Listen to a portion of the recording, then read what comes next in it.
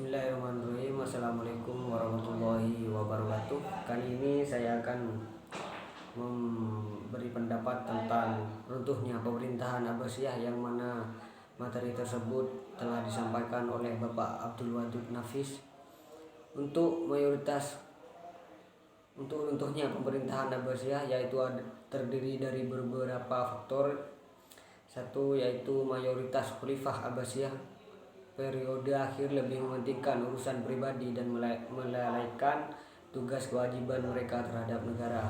Nomor 2, yaitu luasnya wilayah kekuasaan kerajaan Abbasiyah, sementara komunikasi pusat dengan daerah sulit dilakukan. Nomor 3, yaitu permusuhan antar kelompok suku dan kelompok agama. Nomor 4, yaitu merajalelahnya korupsi di kalangan pejabat kerajaan.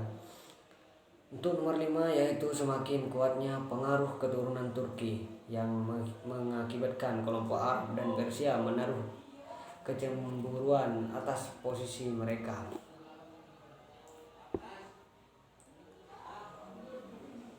Dan untuk Abu Ja'far Abdullah Al-Ma'mun di masa tahun 198 sampai 218 Hijriah atau 813 sampai 833 Masehi. Nomor 1, yaitu pertanian berkembang pesat. Nomor 2, yaitu hafilah datang kembali ramai.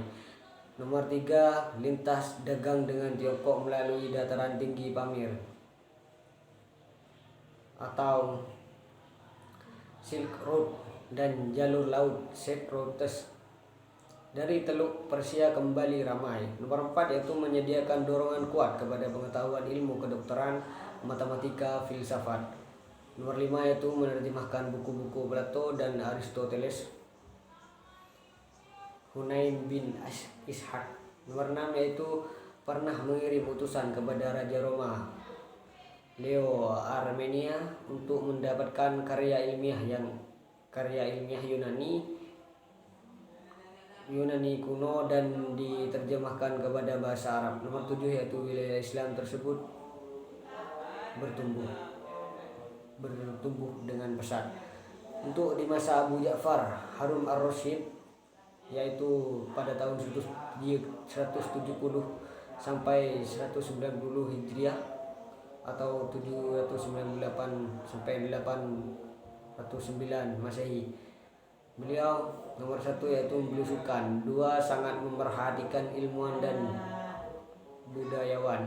Nomor 3, sangat sulit mencari orang untuk memberikan zakat, infak dan sedekah. Nomor 4, semua masyarakat merasa aman untuk keluar tengah malam, sangat mementingkan sarana prasarana.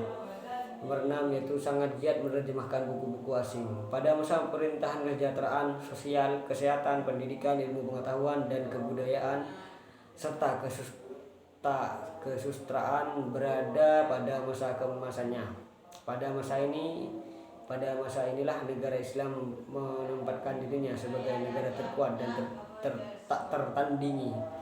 Di masa Abu Ja'far Al-Mansur, yaitu pada tahun 136 sampai 158 Hijriah atau 754 sampai 775 Masehi.